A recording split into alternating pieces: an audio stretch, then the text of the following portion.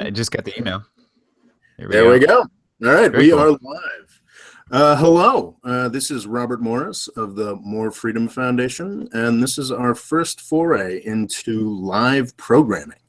I'm not exactly sure how this is going to go.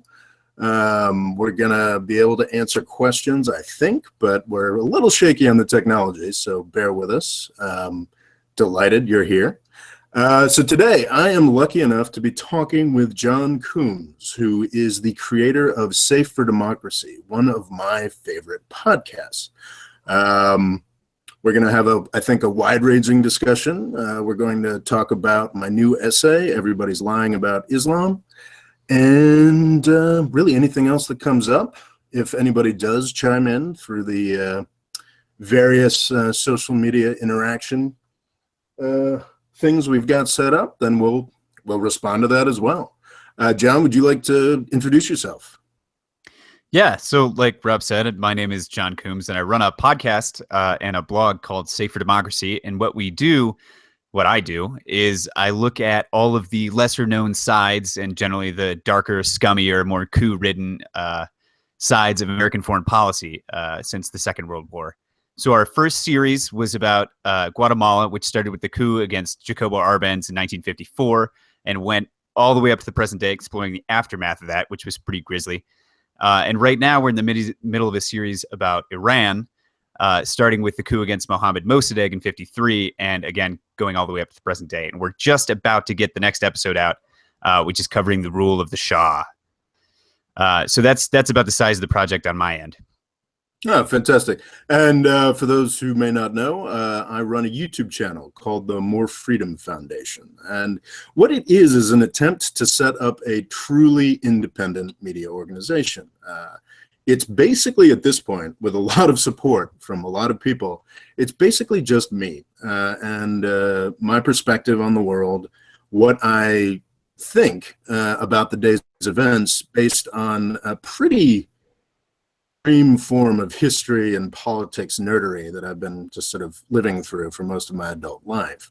I joke that I have a YouTube channel so I can be less irritating at parties. I don't need to buttonhole people and tell them what's wrong with the world, because now I do it on a YouTube channel. I don't think I've moved out of that phase of my life yet. No, you're not there yet? Well, that's no, I'm still that guy at parties. Well, that's the beauty of being able to put this stuff out here, is that eventually you're able to relax in social contexts and let things slide when people say stuff you don't agree with. You can just hand them your card. Be like, check out what I said about it here. So with my YouTube channel, I've covered a number of issues. Lately, I've been heavily focused on U.S. foreign policy. I lived in Istanbul for about 5 years and got to see a lot of aspects of the conflict in Syria. And that led to me doing an extensive series on Syria that I think provides kind of a different view of the conflict than you'd get from, say, Fox News or the New York Times. And most recently, it has gotten me thinking very seriously about our relationship with Saudi Arabia, which is a much more dominant aspect of our policy in the region than I think most people recognize. I think it's something that has been consciously downplayed.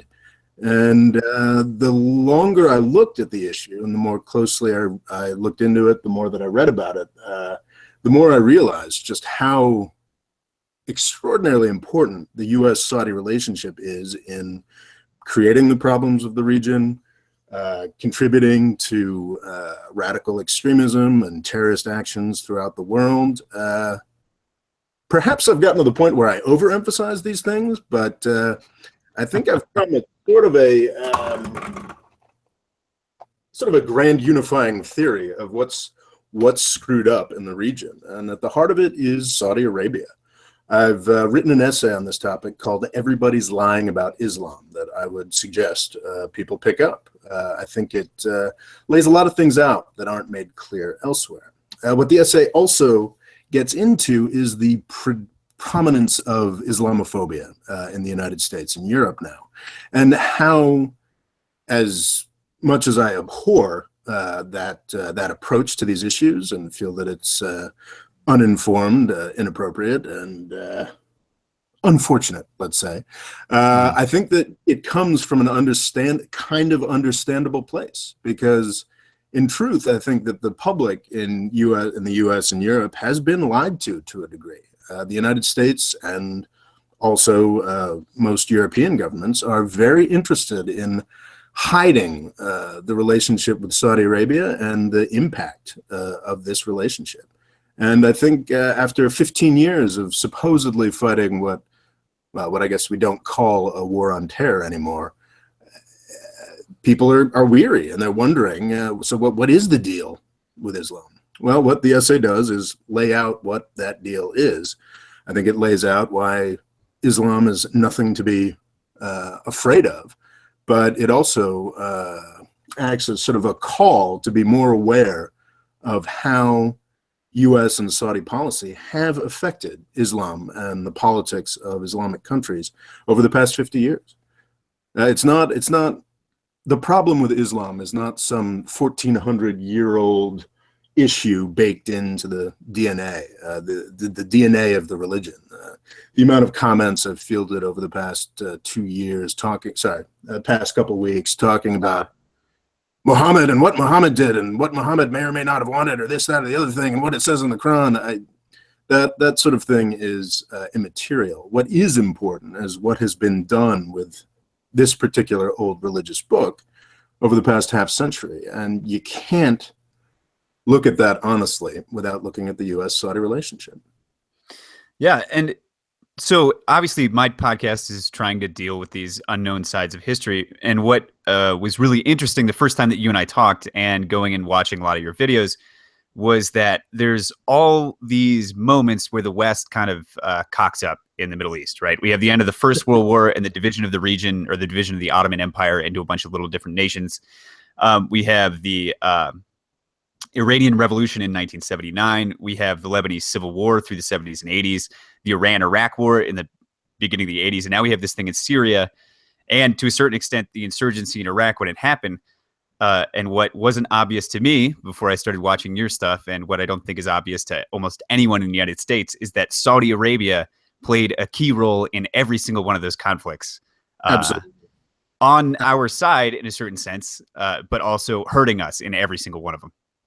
Yeah, and I think that the relationship was easier to explain during the Cold War. One of the themes that I get into in my channel is just like how, I mean, yes, the world is screwed up and has issues that we should care about and look into resolving. But what I don't think people really recognize is just what a disaster the Cold War was for everybody else. It's easy for us to ignore from the U.S. context, where nothing too disastrous happened, or the Western European context, or even, I guess, to a degree, the Russian context. But for the rest of the world, for the developing world, for the majority of the continents, it was pretty rough. And in that context, the U.S.-Saudi relationship made a sort of sense. Sure, the Saudis were pushing an ideology that is anti-modern, anti-enlightenment, what have you, but they were also very strongly anti-communist, and that fit with the U.S. agenda as defined at the time. I think we'd probably disagree on that to a degree. I tend to believe that the fight against communism was legitimate. I certainly don't endorse everything that was undertaken. Your podcast on Guatemala has been kind of a bruising experience for me as well. Excellently produced, but man, it's rough to look at some of this stuff in detail. However, I would enlightening and disheartening. Yeah, enlightening and disheartening. Yes, but I would argue that at least the instinct there was appropriate. I do believe that the Soviet Union was an existential threat, and in that context, then working with Saudi Arabia made a kind of sense. So just for the benefit of my folks who may or may not have heard all or any of your videos yet, could you give us like a super quick elevator pitch of like how the Saudis have been affecting U.S. foreign policy like since the end of the Second World War? Well, I realize this is the whole topic, but if just like the quickest little summary you could cook up for this particular? Because I don't want to make your viewers sit through everything that they've already heard in all your videos. Yeah. Well, I'll do what I can, and I think it's useful regardless. So Saudi Arabia is a very odd place. It is a absolute monarchy, but the way that the royal family has justified and continued this process in the modern era, and it's also important to emphasize that Saudi Arabia did not really exist before the modern era. We're talking about a state that goes back to the 1920s in its current form. The Saudi state is very interested in putting forward connections back to the dawn of Islam or what have you, but actually in the 20s they dispossessed those guys, the folks who had been in charge to some degree of Mecca and Medina for 700 years prior to the 20th century, were sort of kicked out by the Saudi Arabians. So at the root of Saudi Arabia is what I call the Saudi Balancing Act. You've got a royal family that's in charge, that maintains this absolute monarchy, but they're only able to do that through a very tight and also very unstable relationship with the religious establishment in Saudi Arabia. Kind of a Faustian bargain, except that the devil is God. Yes. Wow. Okay. That's I'd have to think through the ramifications of that statement, but very well put. So the religious establishment provides the legitimacy that the Saudi family needs to rule, and this ideology is strongly anti-Western. It's not just anti-West; it's anti most of what the modern practice of Islam is. It obviously and very publicly is anti-Shia. The Saudi state is a Sunni state, but it's also against most interpretations and most schools of Sunni thought. And it is strongly against Western influence. So the problem for the Saudi kings since 1938, when oil was discovered in Saudi Arabia, is that they've gotten more and more involved and invested with the Western world. You've got Western engineers there. You've got tremendous amounts of money flowing into the country. So the way that the Saudi royal family has kept this relationship going is by pouring a ton of money towards that religious establishment with this particular ideology. So it's had tremendous effects on Saudi Arabia itself. It's a very, very odd state. I mean, it's got sort of, for some people, a first world level of development, but a society and an ideology that is very pre-modern. And that there's tensions with that internally as well. But what matters is how this plays out internationally. You have this Saudi royal family that actually got much more tenuous in its grip on power after 1979, when its relationship with the United States had to deepen even further to confront radical Shia Iran, and then even further in the 90s to confront Saddam Hussein. So they've had to keep the religious establishment happy. They've had to pour all this money towards the religious establishment, not just in Saudi Arabia, but abroad. And I think what my essay highlights that isn't put forward as strongly really anywhere else is how incredibly large the impact of this Saudi money has been on most Islamic countries. If you look at any high-profile event, any high-profile terrorist action in a Sunni country, or even in many serious insurgencies, there is a Saudi role that isn't appreciated and isn't paid attention to. The founder of Boko Haram, as an example that I keep coming back to, got his religious education and a lot of his ideas in Saudi Arabia. The leader of the group that destabilized Mali so seriously in the aftermath of I think it was sort of almost a direct knock-on effect to the fall of Gaddafi's regime, but the leader in Mali also had incredible Saudi influence and funding. If you look at high-profile terrorist attacks, the San Bernardino attack in California, was carried out by a woman who was raised in Saudi Arabia and had Saudi ideology at the root of what she was doing. I think the more that you look at this, the more kind of mind-blowing it is. And I try to lay that out in the Everybody's Lying About Islam essay.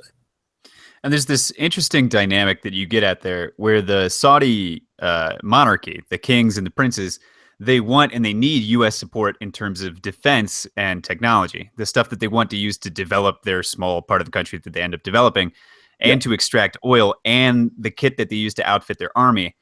But the deeper the House of Saud gets in with the United States, the more it upsets both their conservative clergy and this huge population of rural Saudis who are also extremely conservative in a religious sense. And so in order to placate those two constituencies or two stakeholders, they pour oil money into the clergy and involve the clergy in the government of the kingdom. And they also allow that population to make huge donations to organizations abroad, like the Fellowship for World Islam, or the one that you keep mentioning in the essay, which end up funding directly organizations like Al Qaeda and the Taliban and a lot of the opposition groups that are fighting against Assad in Syria right now. And it's not just the direct funding that matters. A lot of that has been cleared up after 9/11.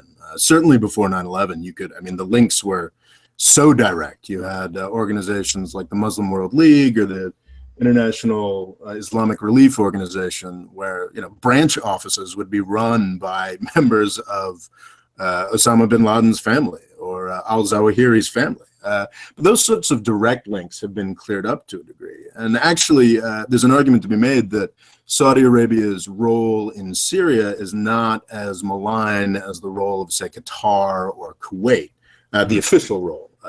As far as what individual Saudis do, that could very well be incredibly malign. But it's not just the fact that the direct support for militants or terrorism. It's also the support for the broader sort of extreme religion. There's a number of steps that people need to go through before they get convinced that killing someone for their religion is a good idea.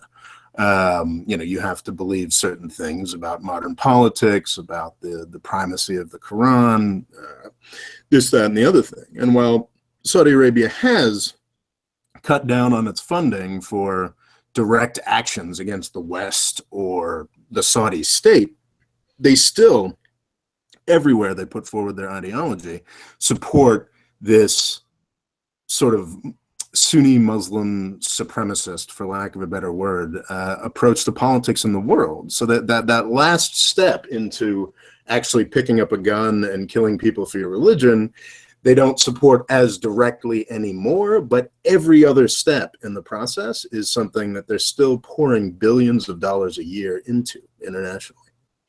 Yeah, and this was something that was very interesting to me and something that I'm trying to hammer at the episode of my show that I'm recording right now, that Islam, even within the two big brackets that we put out, Shia and Sunni, is not this monolithic entity. It's not one religion. In the same way that Christianity is not one religion. You have an incredible multitude of sects. Exactly. But what's happening in Islam right now is you have what's basically the Alabama snake handlers of Islam. That is this extremely conservative, a little bit nutty, or a lot of bit nutty, group of Muslims named Wahhabis in Saudi Arabia. But unlike the Alabama snake handlers, they have hundreds of billions of dollars of oil money to send out missionaries and found new mosques to spread that exact version of intolerant Islam. Exactly. An analogy that I initially used in the essay that I was convinced to take out was it's as if the Westboro Baptist Church found had billions of dollars of oil money. I mean, the implicit or secret approval and help of the world hegemon in the United States. Exactly. It's an extraordinary situation, and I talk about how it's I am angry, as an American, and about the Saudi role in bringing about the attacks of 9/11 and international terrorism and all that. But that's not really the greatest crime that Saudi Arabia has committed. The greatest crime that Saudi Arabia committed is against Islam. I think it can be described as a form of cultural genocide. The smashing of any kind of diversity within the religion, or at least the attempt to. And that is horrifying. I mean, a terrorist attack, it's terrible, bad stuff, yada, yada, yada. But what Saudi Arabia has been trying to accomplish is much more sweeping than that. Yeah, and it's so it's interesting because you talk a lot in the essay about the Reformation as this kind of parallel with what's happening right now in terms of the Saudis' influence on Islam.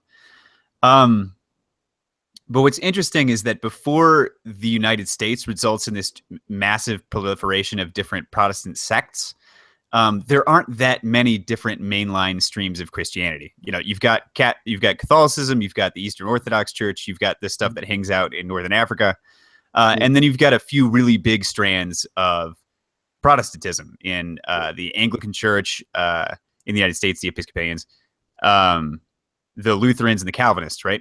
Yeah. Well, and then it goes far beyond that and continues to develop as it goes on. Yeah, but once you bring the United States into the picture, you have this huge proliferation of different Protestant sects.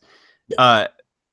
But Islam, almost from the very beginning, and I want to be really upfront, I am not an Islamic scholar. I do not know enough to really expound on any of this stuff. But Islam, almost since the very beginning, has been bifurcating into little localized, very traditionalized, different sects of the religion, and there's never been a kind of consolidation before right now.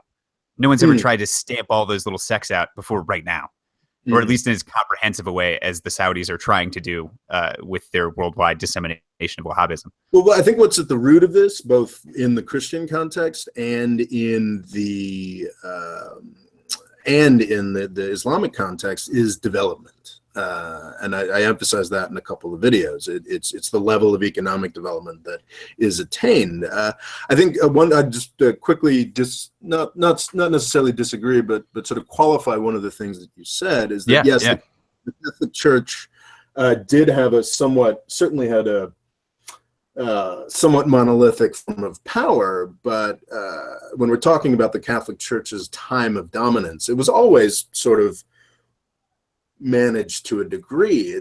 You can walk into churches in Italy, sort of medieval churches in Italy, and it is shocking the stuff that will be in the churches that have survived, the stuff that will be drawn on the walls. I think it's there was a cathedral in, I think, Siena that really jumped out at me. I was sort of looking at the sort of marble inlays on the floors, and I was like, who is this? I think it was there was a big picture of I'm going to massacre this, but I believe it's Hermes Trismegistus or something like that.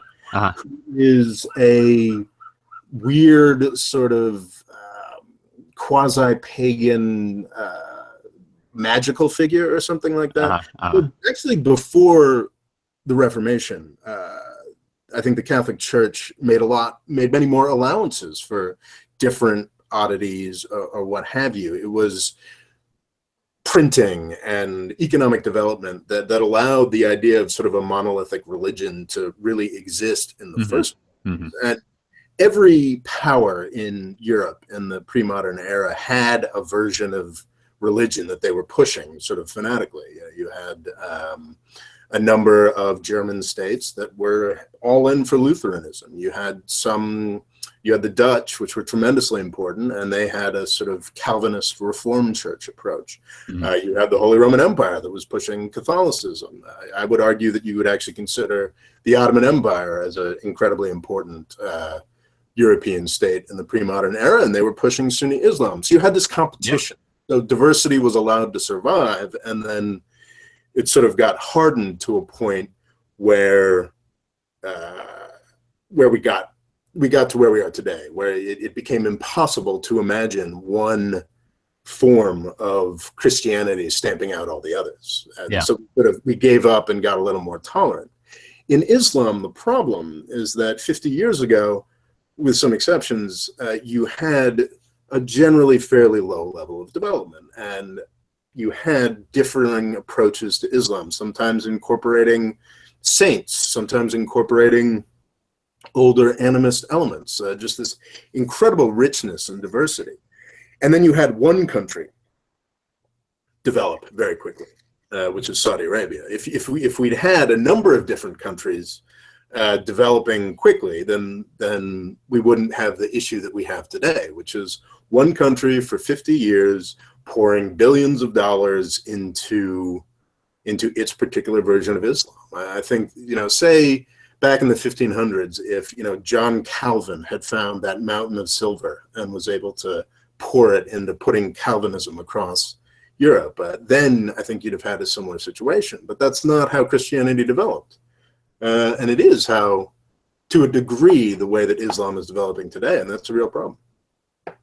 And so two things I want to point out here. One for the audience, which is that we keep saying billions of dollars, and today, because so many numbers are so big, billions of dollars sounds like whatever. But this is a lot of money. And when you think about the countries that Saudi Arabia is pouring this money into, like Malaysia or Indonesia, especially into less developed rural areas, $1 billion buys a lot of mosques. It puts a lot of kids through very conservative Wahhabist universities. This is a ton of money. A ton of money. And it has a large effect within Europe and the United States. I think mostly because developed country governments sort of aren't really paying attention to a degree. And it has a large effect, a smaller effect in the US. But yes, the effect that it has on a less developed country is massive. It's extraordinary. I think I compared it to, what is it? So if you're a local leader of Islam, you're going to have trouble disputing Islamic tenets with a guy who comes from a country that has Mecca and Medina, and also flew to meet you on a jet, and you showed up on a donkey. It's very hard to compete with that. And again, not an expert, this guy, but you may have received a few years of training in madrasa. You may have even received 10 years of training in madrasa. But this guy who's coming has spent 20 years learning, what would you call it? Whatever. Learning extremely thoroughly his particular intolerant version of Wahhabism in a university in Riyadh. And he's going to blow you out of the water, man. And he's also got a number of scholarships for everyone in your village to come to a university in Saudi Arabia to learn his approach. It is not an even fight.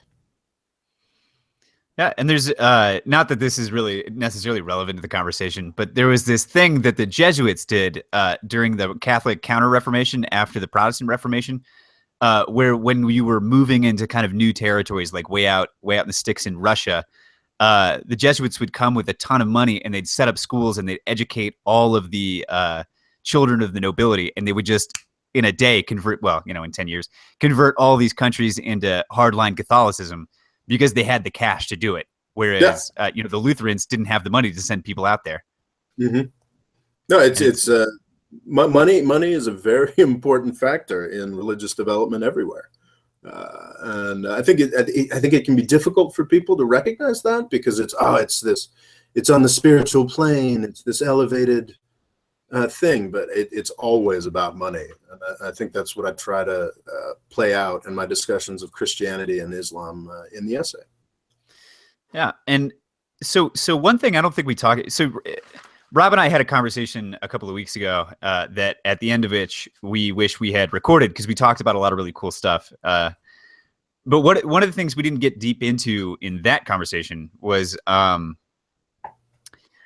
so in the Iran that I'm talking about right now, which is after the coup, but during the reign of the Shah and before the Islamic Revolution in 1979, there are several different extremely popular strains of Shia kind of theology going around in the country. And the one that eventually wins out after 79 is Ayatollah Ruhollah Khomeini's jurist's guardianship, where it's basically a hardline theocracy. But there was this other strain that grew up in the 60s that was almost exactly parallel to liberation theology, which was my viewers know as, or my listeners, was this sort of pseudo-socialist Catholic movement in Latin America that grew up in the 60s, where they highlighted the Bible and Catholicism's, it's called a preferential option for the poor. But anyway, the simplest theological basis for these sort of Islamic socialists in Iran was that God created the world and didn't want to divide it into classes of haves and have-nots, right? That's their basic theological grounding. And what happens after they unseat the Shah in 1979 is that there's this kind of nobody's 100% in power yet. And there's a lot of these much more liberal people in the revolutionary government. They're running some of the stuff, and Khomeini's people are running some of the stuff. But then a war happens, a war that people in the United States many times have never heard of and almost always don't know anything about, even if they have heard of it. And that was the Iran-Iraq War. And so what ends up happening in Iran is the only guys that are strong enough to take over the government and prosecute this war are Khomeini's guys. No. But who, Rob, tell us who is helping to fund this war on the Iraqi side?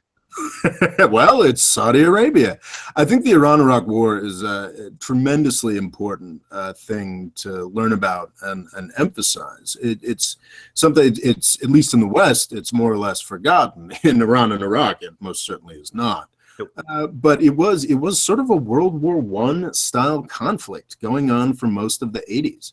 I think that also plays into what I was saying about the Cold War earlier, is that people just don't recognize how terrible the effects of this were for most of the world. We've got Syria now, and it's terrible, and we need to figure out how to solve that. But in the 1980s and the 60s and the 70s, we'd have had 10 Syrias going on at any given time. And the Iran-Iraq War is one of the worst examples of that. I believe it's estimated to have killed around 1 million people. And it created the issues that have dominated the U.S. approach to the Middle East for the past 20 years. As you had mentioned, which you're much better on than I am, the sort of fluid nature of the Islamic Revolution. You had, obviously, Khomeini was powerful and he had a religious agenda, but there were many, many other players who envisaged something very different. But if you want to solidify an extreme religion, a war is exactly what you need. And that's exactly what Khomeini got, because the United States and Saudi Arabia got together with Saddam Hussein of Iraq to give them exactly that war. I think that's something that isn't emphasized enough, is the degree to which Saddam Hussein is a U.S.-Saudi creation. As far as direct U.S. support for Saddam Hussein during the Iraq War, it's actually quite small. I think something along the lines of $150 million worth of helicopters. But the intelligence... Also, just to add on to that briefly, we also sold him a lot of chemical weapons. So it was a lot like World War I in the sense of attrition, in the sense that there was trench warfare, and there was also nerve gas. Yeah, there's a lot. There's a lot going on. Can you do, so we've got a comment here. Can you do a quick, just a quick 3 or 4 sentence introduction of yourself again? We've been asked by one of the newer. Sure, sweet. I'm just happy we got a comment. So my name is John Coombs. I run a podcast from Mexico called Safe for Democracy. And in the course of that podcast, we do really long shows in which we look at the dark, shameful side of U.S. foreign policy. So in our first series, we started with the coup in Guatemala against the democratically elected Jacobo Arbenz that the United States carried out with the CIA on behalf of the United Fruit Company. And then we looked at the aftermath of that coup, which was basically civil war and genocide, leading to the deaths of 200,000 people up to the modern day. And so our second, we have a series right now about Iran, which is it's not funny, but it's pretty much the same thing is going to happen. Yeah. And Quentin says, thanks from Switzerland for the introduction. Completely forgot what I was about to say. I think we should deal with another one of Quentin's questions, which I think actually speaks to a lot of what we were talking about. And Quentin says, you don't seem to take into consideration the political dimension of Islam, which really is inaccurate to compare with Christianism. don't you consider the ideological agenda of this religion? I think that's an interesting question, and I think that that's an approach that a lot of people take to this question. But from my more extensive studies of the development of Christianity and my recently larger studies of the development of Islam, I've come to look at these texts, at the ideologies, as kind of blank slates. And while you can certainly say that there's no coherent political agenda of Christianity today, that's a very recent development. These texts, both the Quran and the Bible, have been used in very different ways. I mean, they're weirdly neutral. I think that the Quran is a little more consistent in that it's at least nominally the result of one author, but it's an author who was writing 1,400 years ago. I mean, you can't emphasize just how different the context was, and I think that some of the fundamental oddness of Saudi Arabia stems from that, because they're trying to do something that's impossible. They're trying to run with a 1,400-year-old text, and to the extent that Islam, I don't believe that Islam has any set political ideology. I do believe that Saudi Arabia is trying to put that together. And I think their influence, with massive support from the United States, is what is creating a negative agenda or a dominating agenda for Islam, to the extent that it exists. But it's something that I've been wanting to fight against very strongly, is the idea that there is something fundamentally wrong. It's not these old books, it's what you choose to do with them. Yeah, so there's an interesting thing here where people who say that Christianity is fundamentally different from Islam because it's not a religion of war, or not a religion whose texts encourage war. Well, one, read the Bible, and that's just totally bunk. Jesus said, "I came with a sword." But the other thing that they conveniently forget is that from 0 AD to 1800 or even 1918 or so, Christianity was almost exclusively involved in prosecuting wars against other religions, or pogroms against other religions.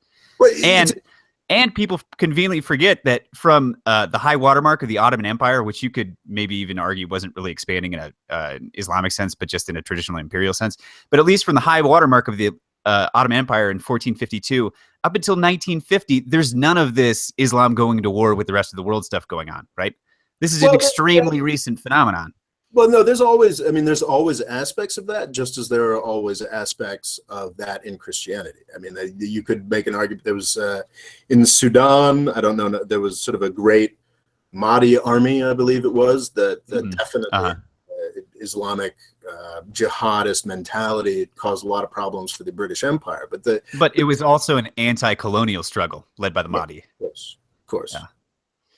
And the one other thing I want to stick in here is, again, we're always trying to compare, or people like Bill Maher are trying to read this fundamentally violent aspect into Islam as if it weren't present in every other religion.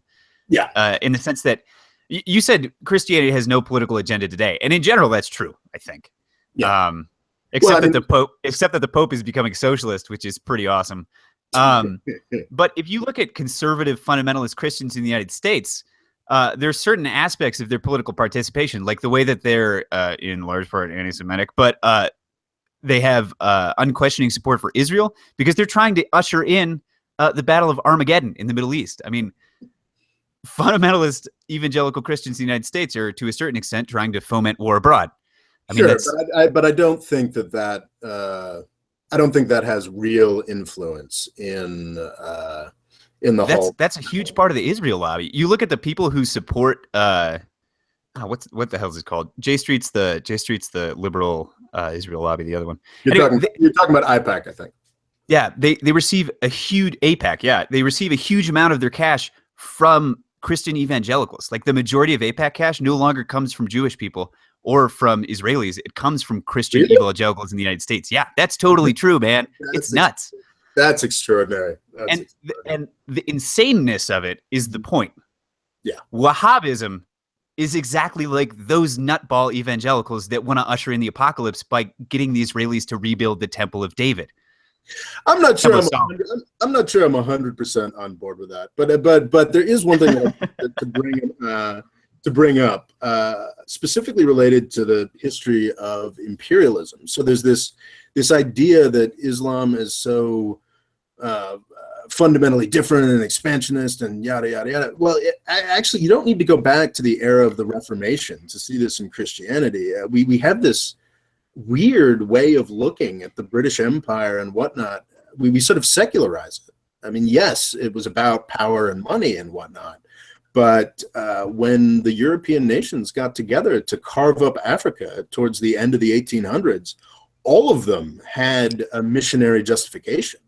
All of them were talking about bringing Christianity to the heathen. I mean, that was their plan. That was the goal. That was certainly, at least in the propaganda, how they legitimated it. I mean, there is a very interesting tension in European imperialist history where you had, I mean, going all the way back to Bartolome de las Casas, supposedly spoke up for the native populations. I think he spoke up for the native populations. One of the ways he did that was by suggesting that this was, by the way, a Dominican. Pretty sure Dominican. He might have been Franciscan, but I'm pretty sure he was a Dominican friar who went with the Spanish conquistadors and recorded kind of the atrocities that were going on. That's who Rob's talking about right now.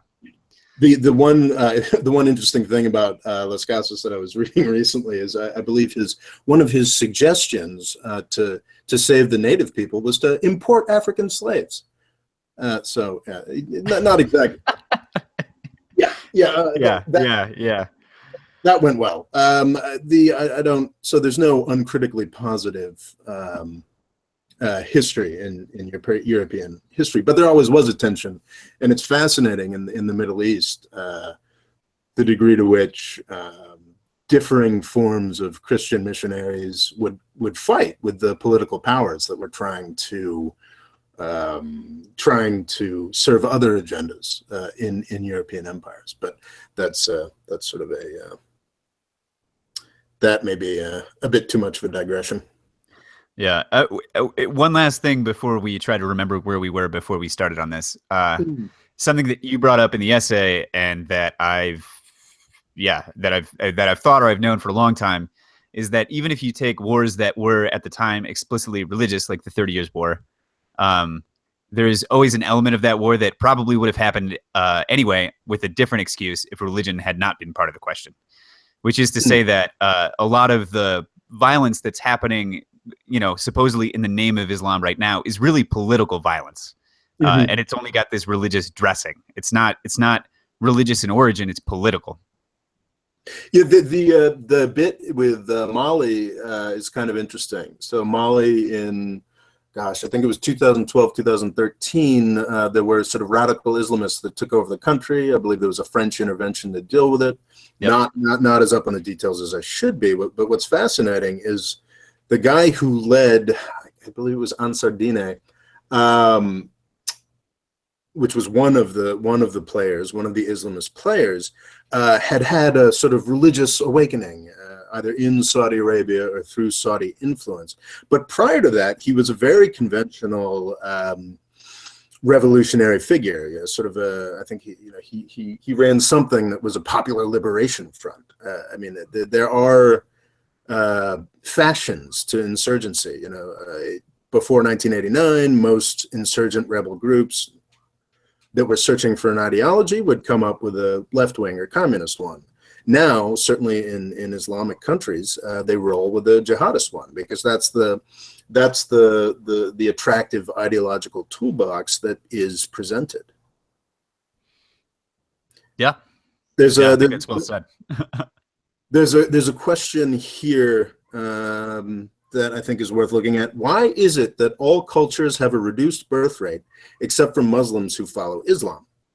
That's not. Well, I think it's not true, first of all. That is not true. Yeah. What's interesting, and I can speak to this directly from the Turkish context, is that Erdogan One of the things that one of his weekly outrages that he gets rightly pilloried for is his shtick that all Turkish women should be having 3 kids. All Turkish women should be having 3 kids, which I think is an indication that Turkish birth rates have been falling. And I think it's not a religious issue, it's a development issue is what it is. I believe that it's been a while since I looked into the demographic stats in any detail, but my understanding is that outside of Africa, birth rates are plummeting. So it's in African countries at lower levels of development where we're still getting a demographic explosion, and it's falling away. It's falling away in Turkey. It's falling away in Iran. It's falling away. I don't have the Saudi stats at my fingertips, but once a country, and this is the same for all countries, once a country reaches a certain level of development, children go from being your pension plan to a luxury good. And that's happening in Muslim countries just as it is everywhere else. It is very interesting looking at the population graphs of Muslim countries going back about 50 years. And that is a story of incredible demographic growth, but it's tapering off right now. And if you're looking for a demographic explosion, the only place that we're really seeing it anymore are in the developing countries of Africa, both Muslim and Christian. Yeah. So I'm because the internet exists, I'm looking at a picture of countries by birth rate, right, of 2014. So a snapshot of the world, right? Mm-hmm. And what Rob's saying is 100% correct. Birth rates track 1-to-1 with development because as soon as you educate your female population, birth rates plummet. That's it. That is the only thing that matters is you have to educate women and then birth rates plummet. Unless you're China and you can literally tell people how many children to have. But yeah, I mean, Saudi Arabia has the same birth rate as Mexico. Like it's not an exclusively, it's not an Islam thing. That question, it's a bad question, Rob. Yeah, come on now. We welcome all questions here, and we welcome them all openly, as long as they're not personally abusive to anybody who's currently speaking. Fair enough. But I do think that Big Boss's comment here is actually, though a little bit stronger than I would put it, I think is appropriate. He says, rubbish. Birth rates have fallen dramatically in the Muslim world. Iran has a birth rate like any Western country now. Muslims are not immune to falling birth rates. To get sort of into your wheelhouse, I think that's kind of, maybe get a little far off topic, but that's sort of a fascinating aspect of Mexico. Whereas in the 1970s, when we had the sort of explosion of migration, I think the average Mexican woman had something like 6 or 7 kids. Now it's down around 1.9. Yeah. So this is when you said we were going to get off topic, I was like, what? There's not even a topic, but yeah, Mexico's pretty far out of. But something that people don't realize is that up until the mid to late 1990s, the way that we were talking about Chile and Argentina and Brazil as being like part of the BRICS, Mexico was the country that was developing Latin America, right? Mexico was like the success story. But what happened, and the reason we think Mexico is really, really screwed up right now, is that a guy named Vicente Fox, who is the head of Mexico, or the president of Mexico, got together with George Bush to start a war against the cartels, right? That war was prosecuted to benefit the consciences of Americans, right? Because we didn't want to admit that it was our problem that we were buying all these drugs. So instead of legalizing drugs or somehow dealing with that on our side of it, we started a war in Mexico, right? A war that's killed 200,000 people. Did that start with Fox? I thought it was the guy before Nieto, whose name is sadly escaping me. I thought he was the guy who really Calderon stepped up. No, so it was Fox. Now everybody since Fox has escalated, right? It hasn't died down since Fox stopped being president. But before then, Mexico was developing like everybody else. And now that war is going on in the north, like Mexicans didn't suddenly move out of the cities back to the countryside and stop being educated, right? They're still pretty much a, maybe first 0.1 world country. So yeah, Mexican birth rates are low. And it's just this perception from the United States, this misguided perception that I think is, the same way we have misguided perceptions of Muslim countries, that leads us to believe that Mexico might still have this high birth rate where it really is not that country. Yeah. Yeah, no, it's I'm tremendously optimistic about Mexico, actually. But that does perhaps get a little far off topic. Yeah. So what in the world were we talking about before we, or if we have more questions, we can do that too. I mean, that's working out fine. I think we're low on the questions here. We've got some. I think we've got an extensive discussion on the question of Islamic birth rates. I'm a big fan of Prophet 111. He's a good supporter and commenter, but I think his preferring of the idea of a high Muslim birth rate has been pretty comprehensively debunked. Yeah. Yes. Yeah. Well. One thing that we were talking about before that question we've already kind of gone over this, but so to say it for a third time, I am not an expert on Islam. I only know what I've learned in the course of this most recent series about Iran. But one of the sorry, I'd like to point out, I don't portray myself as an expert on Islam. I think what I have done is I have sort of inserted myself as a fairly well-read person into a discussion that nobody is having. There are a lot of people who really don't like Islam and Muslims who can quote me hadith, who can run circles around me quoting hadith and sayings of the Prophet and this, that, and the other thing.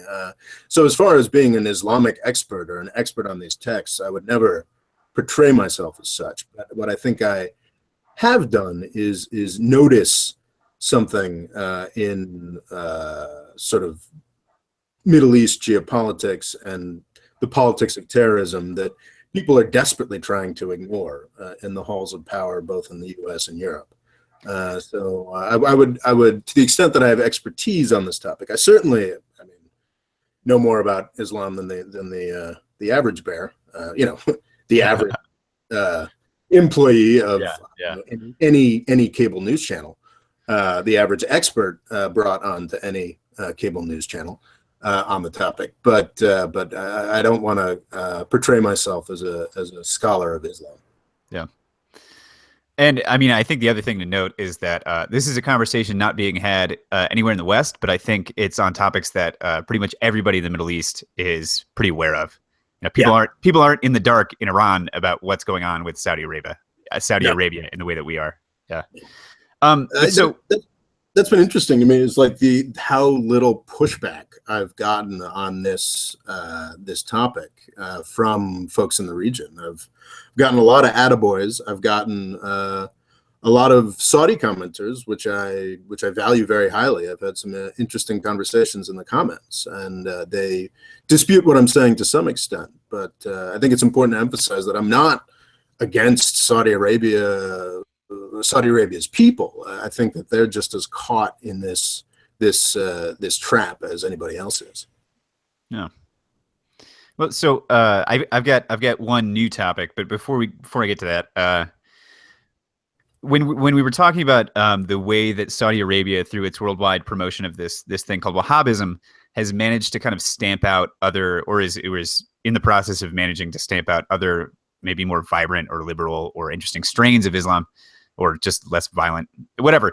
Anyway, the point is, when I was talking about these other versions, these parallel to Catholic liberation theology versions of Islam that were current in the 60s and the mid 1970s in Iran, one of the reasons that was the case is that Shia Islam from way back when had these two strains, one of which was called Usuli, and the other one I can't remember, which that's not ideal. But the Usuli strain, my pronunciation of things throughout this project has been pretty appalling. Yeah, I think probably. But so the other strain of Shia Islam is what in Christianity is referred to as sola scriptura, a reliance only on the text, right? With not really any room for interpretation of the text.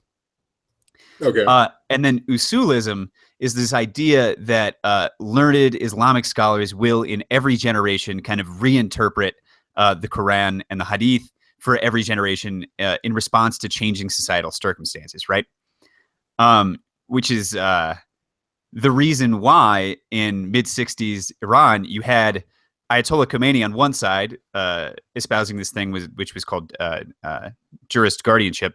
And the guys that I'm talking about, these liberal theologians, were also Ayatollahs, right? They had just as much religious cachet as Khomeini. And the reason that they could position themselves that way is because there was this really cool kind of liberal flowing version of Shia Islam that existed in Iran. And what happened in the course of the Iran-Iraq war is that the Saudis, by helping to fund Saddam Hussein, helped to really solidify what was going on in Iran and stamp out everything else that was going on there, right? Because now it's just Khomeini's version.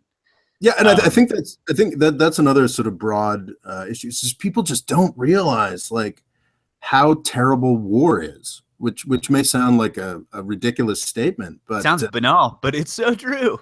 It is completely ignored.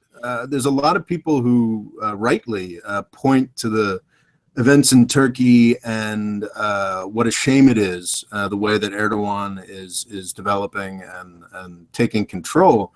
But what almost never gets mentioned in these agonized think pieces is the way that it was the Syrian war that gave him the opportunity to do this. The effects, the long-term effects of these wars on the local populations, you can certainly speak to that in Guatemala and everywhere, is more extensive than is acknowledged. And the effects of these wars on the broader region is more extensive than is acknowledged. It's just the insanity of regime change as a policy that's going to do anything for stability is just something that should be emphasized more. And we certainly see that in Iran. Yeah, and this is getting a little bit off topic too, but just in terms of a single small case study of the way that we don't realize the way that we're screwing people over in the Middle East is take the Kurds, right? So for anybody who doesn't know, all of the countries in the Middle East 100 years ago, it's 17. Yeah, so 100 years ago it did not exist, right? It's all just provinces of the Ottoman Empire. And at the end of the First World War, depends on how you define Middle East. I think Iran is typically very true. Iran was not. Egypt had a weird sort of quasi. Egypt managed to sort of assert some kind of independence and was actually like a real geopolitical actor in the first half of the 19th century, but then sort of lost it and became kind of a British protectorate towards the end of the 19th century. But yes, the rest of the Middle East, Syria, Lebanon, Saudi Arabia to an extent, most of it was sort of desert, Yemen, Palestine, Israel, that was all controlled by the Ottoman Empire. Sorry. Yep. Yeah, no problem. No problem at all. But what happens with the Allies at the end of the First World War is that they carve up the Ottoman Empire and they create a bunch of countries that did not previously exist and that did not have any real sense of themselves as countries. Turkey did. Turks lived in Turkey, even when it was part of the Ottoman Empire. But Syria, Lebanon, Israel, or Palestine, Jordan, Iraq, these were all totally new entities, right? So during the course of the First World War, there's a people that live in this, I don't know how good anybody's Middle Eastern geography is, but there's a three-way corner between the countries of Syria, Iraq, and Turkey, right? And there's a people called the the Kurds that kind of live in this corner, right? That's a pretty, they're the Kurds, yeah. Yeah, they're the Kurds. They live in this corner. And during the First World War, the British, who are fighting in this region, tell the Kurds that they're going to get their own state and it's going to be called Kurdistan, right? Mm-hmm. Yeah. So during the Second World, that doesn't happen. Spoiler alert, doesn't happen. During the Second World War, the British, who are again fighting this region, again fighting over the oil fields in Mosul and Erbil and Kirkuk, they again tell the Kurds, who are again their erstwhile allies, that we're going to give you guys your own country and it's going to be called Kurdistan, right? Mm-hmm. Well, at the end of the Iran-Iraq war, when Saddam then invades Kuwait because he thinks he has the tacit approval of the United States and doesn't, and we fight Iraq, we again ally ourselves with the Kurds and we tell them, hey, at the end of this war, we're going to push on to Baghdad and we're going to give you your own state, right? Yeah, well, guess what? Doesn't happen. So right now, our partners in the region, in the war, in Syria, guess who they are? Well, it's the Kurds again. Yep. And one of the reasons that Turkey has become, or one of the excuses that Erdogan has for consolidating what is becoming authoritarian or totalitarian power in that country is unrest on the part of the Kurds. Yeah. Well, that the Kurds, man, they've been our fault for the last 100 years. Like, full stop. It's been the West's fault. That situation, not in the sense that we created the Kurds or, we created their grievances, but that whole situation is our fault from the very beginning. Well, I'm very leery to go that far. From 1918. I think that the Kurds have legitimate aspirations. I mean, I don't want to argue like with Saudi Arabia. I would actually argue that Saudi Arabia is almost completely a creation of the British Empire. Yeah, I'm not saying we created the idea of Kurdish nationhood. I denied that at the point that we should have given it to them in 1918, when there was a chance to head all this stuff off at the pass. Well, I think what it is it's a conflict between sort of Western aspirations and promises. I mean, we see this in Syria as well, and what the West is actually willing to do for this intermittently useful subject people. I think that what happened in 1918 was, Woodrow Wilson made all these promises and had all these ideas. Man, I've been reading more about Woodrow Wilson lately, and I don't like that guy. Anyway, but racist. Very racist. He's just, if you look at World War I and what it did to the United States internally, I mean that's some authoritarian stuff there. But that's a digression. So we had these sort of broad ideas about Kurdish statehood, and then Ataturk, I think more than anybody else, the founder of modern Turkey, sort of crushed that just by establishing some military facts on the ground. I think that the Kurdish people have legitimate aspirations, and it's a shame because I'm pretty sure that when the current chaos in the region dies down, we're gonna screw them over again. We're gonna abandon them again, because to me the only sensible arrangement in the Middle East is sort of stepping back and allowing Turkey and Iran to sort of exercise a larger influence in the region, and hopefully with Egypt as well, if that country can ever get its stuff together. I want to be clear that maybe the only thing worse that we could do than establishing an independent Kurdistan. Sorry, the only thing worse that we could do than not establishing an independent Kurdistan would be to step in and try to establish an independent Kurdistan. Yes. And carve parts out of Syria, Iraq, and Turkey. Yeah. Yeah, that would be crazy. But so basically, if the Middle East that's going to evolve, which I think already has evolved to some extent, is sort of a Turkish-Iranian duopoly or what have you. Sort of strategic competition or what have you.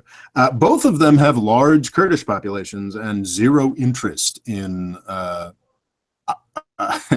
put it mildly, zero interest in inspiring Kurdish statehood.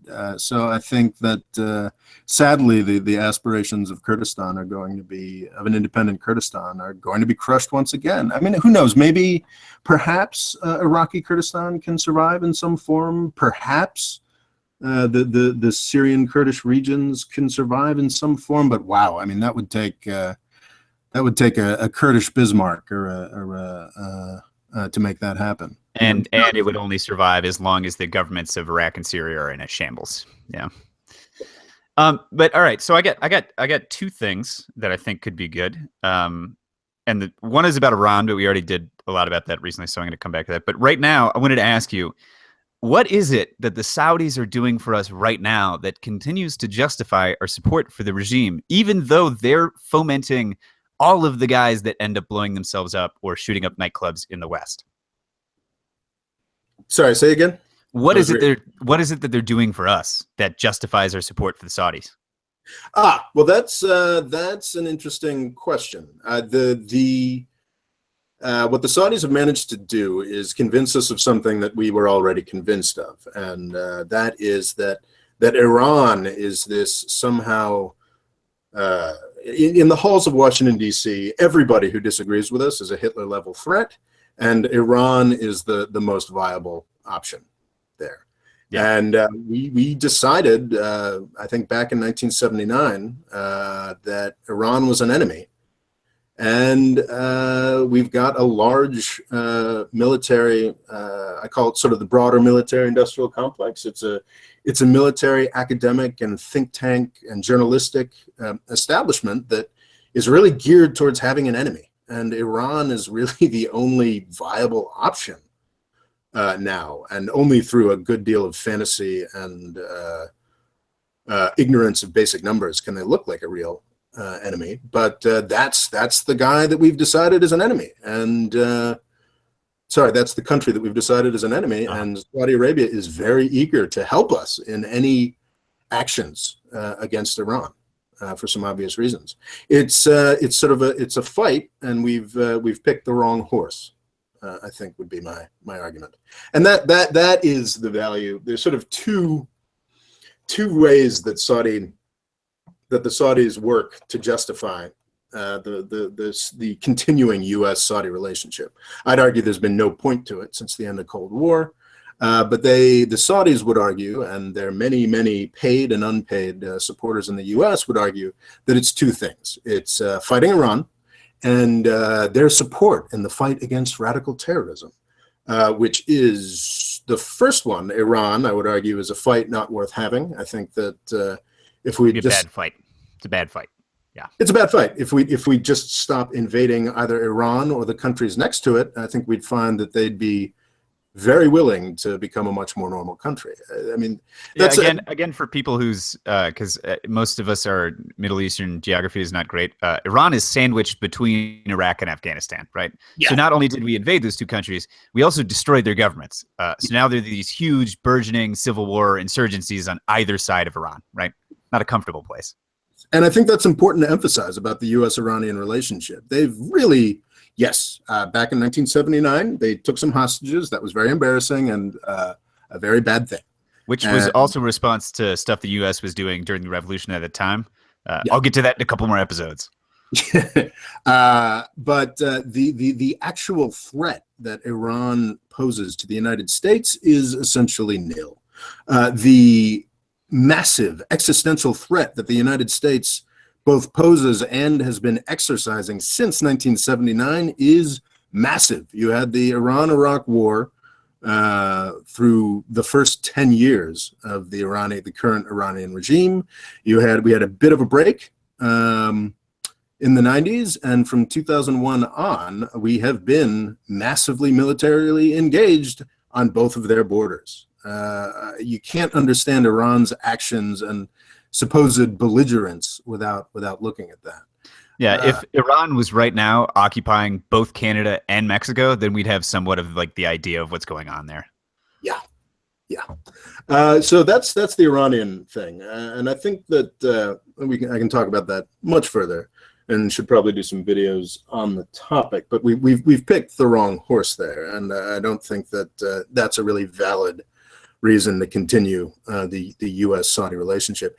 The other one is infuriating, frankly, and that's the idea that Saudi Arabia is somehow a good partner in the war on terror, which is false, so false. I think Rudy Giuliani, one of my least liked political figures, recently went on Fox News, and surprisingly, I think it was Jeanine Pirro, posed the question. Okay, so I believe they were discussing the Trump's executive orders. I've gotten pushback from people on describing it as a Muslim ban, but that's what it was intended to be. And Ms. Pirro asked, "Well, okay, why isn't Saudi Arabia included?" And Giuliani said, "Well, what you have to understand is that in between 2003 and 2005." Al-Qaeda attacked Saudi Arabia, and then Saudi Arabia completely changed its policies, and now they're a good ally in fighting terror. And that is, there was a change in Saudi policy. Saudi's direct support for activities against the West and against the Saudi regime did end at that point. But once again, that's that steps of encouraging radicalism. The final step, the go out and kill people, is no longer supported against the West and Saudi Arabia. It's about everything else in that hierarchy: the ideology, the approach to the world, the approach to the Quran, the approach to Islam. That's all still there, still funded to the tune of billions of dollars a year. And importantly, the activity in North Africa, the activity in Pakistan, the activity in all these regions that adds up to those horrifying. Certainly, the activity in Iraq and Syria with the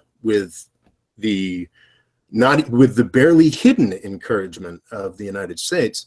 All of that is still happening. All of those attacks that add up to those figures of there have been 400 terrorist attacks in the past year. Well, 99% of those attacks come from not just Saudi money, Gulf money, what have you. That's still the case. So the idea that Saudi Arabia is a good ally in the war on terror is just it makes me a little angry even hear it. Yeah, and I can't speak to so much of that because I haven't.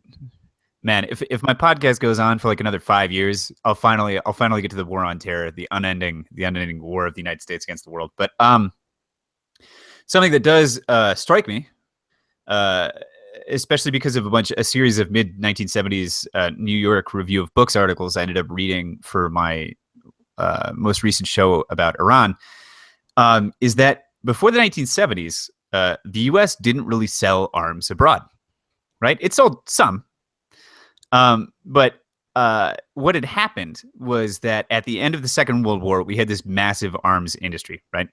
Mm-hmm. And by the end of Eisenhower's terms, after we're finished fighting in Korea, Eisenhower has seen the development of this military-industrial complex, this huge list of beltway companies and agencies that depend on ongoing war for their livelihood, right? He's seen this grow large enough to warn us in his going away speech, and he's the guy who names it the military-industrial complex. Well, so that keeps growing because right after Korea, we get involved in Vietnam, right? Mm-hmm. So in the mid-1970s, Nixon finally decides it's time to draw down our involvement in Vietnam, and he starts the Vietnamization of our forces there, right? He starts turning things over to the Vietnamese. Well, for the first time since 1946, our domestic arms industry no longer has enough domestic demand to stay afloat, to stay in business, right? Well, the same thing has been true of NATO countries since the end of Korea. So what ends up happening is all of these Western countries, instead of providing direct subsidies to their arms industries, just start letting those industries sell their weapons abroad. And so pretty much all of the wars that have happened outside of the United States and the Soviet Union and Europe since 1946 have only been able to happen because we gave them the guns to make that war, right?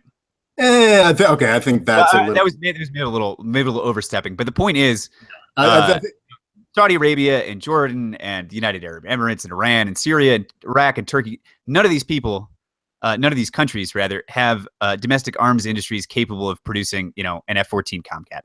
Like that just doesn't. That's not present there. So instead of directly subsidizing our arms industries, what we did is we sold these countries weapons. Yeah. So I mean, my quibble and Saudi Arabia right now, my impression, is buying a whole lot of guns. Right? Oh, it's extraordinary. 100. I think I was looking at these figures earlier this morning. Throughout the course of the Obama administration, over $100 billion worth of arms deals. I'm not sure if that's just the U.S. or if that's the U.S. and Britain. I mean, for those in Europe who, might want to think that they're sitting on the moral high ground here. This is also a tremendous component of British and French approach to the world. They sell a lot of arms. I believe actually Germany does as well. So this is something that happens everywhere. I do kind of want to quibble with the idea that it's the only reason wars are happening. I mean, wars have been happening. No. It's not the reason wars are happening. It's where those wars are getting their guns. Yes, and the level of devastation is due to the level of military technology being put in place, and that technology does not come from these countries; it comes from us and Europe, and up until the 1990s, the Soviet Union. That's definitely fair. That is definitely fair. The other, sorry, one more thing on this point. So the Soviet Union had a very deliberate strategy that they pursued for almost all of the second half of the 20th century, which was that they flooded the developing world with weapons. This is why every time we're fighting somebody, they have AK-47s and rocket-propelled grenades, RPGs, because the Soviet Union with great foresight, saw that the United States would probably end up fighting people in every one of those countries, right? So it was a good bet to just flood cheap weapons into them. Well, the United States has done the same thing, except against ourselves and not intentionally, right? When our helicopters and planes get shot down in Afghanistan, it's by Stinger missiles that we gave to the Taliban in the 1980s. Oh, it's extraordinary. Like the Iraq is, I think, the most extraordinary and ridiculous example of this. It's the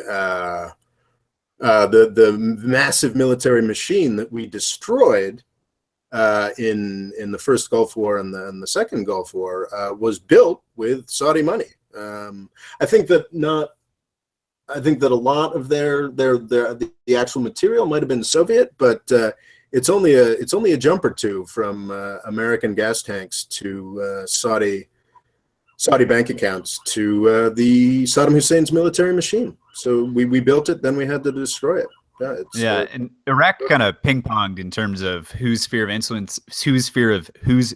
influence they belong to. So we were fighting British Crusader tanks and Soviet T-whatevers. Yeah, it was a whole mishmash of everybody we were fighting in Iraq. Yeah. Yeah, I think you sort of talked about the topic of military-industrial complex and the forever war, and that's something that bothers me deeply. It's I think Eisenhower and his getting up there and making that speech. I mean, thank God he did. It provides an incredible window to. I mean, he was a Republican. He was a war hero. I mean, this is not some namby-pamby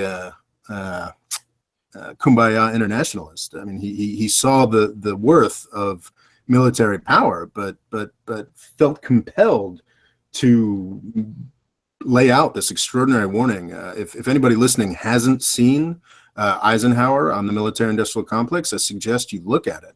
But what I've argued in a video, What is the Military-Industrial Complex, is that people don't realize that his critique is from 60 years ago.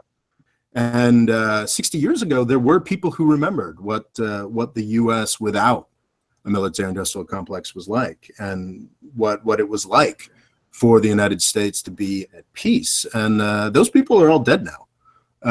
It's been internalized. This is supposedly what the U.S. does. And for everyone working in Washington, D.C., this is a powerful militarily interventionist United States is the only thing that they can see, whether it's for ideas of preemption or sort of neocon ideas, or ideas that I would argue are exactly as damaging, the duty to protect types, the sort of liberal interventionists, for lack of a better term. And it's just that everybody on both sides of the left-wing, right-wing marketing segmentation in Washington, D.C. Are all for war. And it's actually gotten worse since 2001. I mean, now nobody even disputes it anymore. When we went into Iraq, I actually was an Iraq war supporter, which is a bit embarrassing, but there were hundreds of thousands of people on the streets of most Western capitals and in the United States as well. And that movement has just sort of disappeared because I think we've accepted over 15 years. That's not the full career of a person working in journalism or government, but it's half to a third of one. We've just sort of accepted that permanent forever war is what we're going to do, and that's deeply troubling. Yeah, and so I kind of had my own cute little answer as to what exactly Saudi Arabia does for us now, and let me get through this and then see how much you agree with, because I'm kind of more on the deep end than you, in the deep, off the whatever the phrase would be. So there's this very interesting dynamic. I studied Cuba when I was in school, and there's this super interesting dynamic that happens from 1960 at the dawn of the revolution to right now. And what it is that at the very outset, Fidel is not particularly communist. He doesn't really want to buddy up to the Soviet Union. He's not really interested in any of that stuff. All of that only starts when the United States makes him an international pariah and tries to invade the country in the Bay of Pigs. And over the course of the second half of the 20th century, the Miami lobby in the United States, the lobby that basically controlled our policy towards Cuba, made sure that at every turn we were doing the most harsh sanctions. You know, whatever we could do to isolate that country internationally, we were doing it, right? So what that did in Cuba was it made Fidel more powerful because he could point to the United States and say, look, we, this tiny little island country, we're fighting the biggest power on the face of the earth. And he condemned the United States in a speech on the floor of the United Nations. And then that Miami lobby would go to Congress and say, look at this speech Fidel is making. He's trying to bring down the United States with communism. So both sets of extremists ended up making each other more powerful, even though they were ostensibly opposed to each other, right? So what does Saudi Arabia do for us? What is this country that funnels billions of dollars into terrorist movements, indirectly or directly, not directly anymore, as Rob has pointed out? What does that do for us? Still, for the United States as a country. Sorry, still directly as a, yeah, sorry, you got it. As on a private, but anyway, sorry, continue. Anyway, for us as a country, it's not doing anything. It's going to end up leading to more attacks, right? Or at least poisoning the conversation about worldwide Islam, right? But what does Saudi Arabia do for, well, from my perspective, the Republican establishment, but what is really more the kind of professional foreign policy establishment, the ones that, as Rob said, are interested in humanitarian interventions or about pursuing this forever war against Islam? Well, having a country that nobody knows anything about, that's the actual source of radical Islam and terrorism that we never have to get rid of because we never acknowledge it, well, that makes people who are in power, the people who are controlling the military-industrial complex, it means that we'll keep buying those weapons. It means that we'll keep deploying our soldiers abroad. And it means that the people who are willing to use hate and Islamophobia to gain power in the United States is going to make them more powerful. And they, in turn, are going to attack countries in the Middle East, which will make the Wahhabists in Saudi Arabia more ideologically powerful. It's these two groups of extremists who are supporting each other. Absolutely. So I think that's... yes, I agree with that completely. I think that is a benefit that Saudi Arabia provides is by keeping this one last region destabilized enough that there's something for the U.S. military to do. That is indisputable. I think that's a point I've made in a couple videos, is that the reason the Middle East is screwed up is not because of 1,000-year-old tensions and immortal hatreds, yada yada. No, it's because the Cold War never ended there. It's because the superpower rivalry that disappeared everywhere else in the Middle East was replaced with a one superpower number of smaller powers rivalry that keeps things destabilized. Yeah, and I think that is absolutely something that Saudi Arabia provides to the United States. However, I don't think it's conscious. I think that's the one qualification of your statement there. I don't think there's some sinister plot afoot here.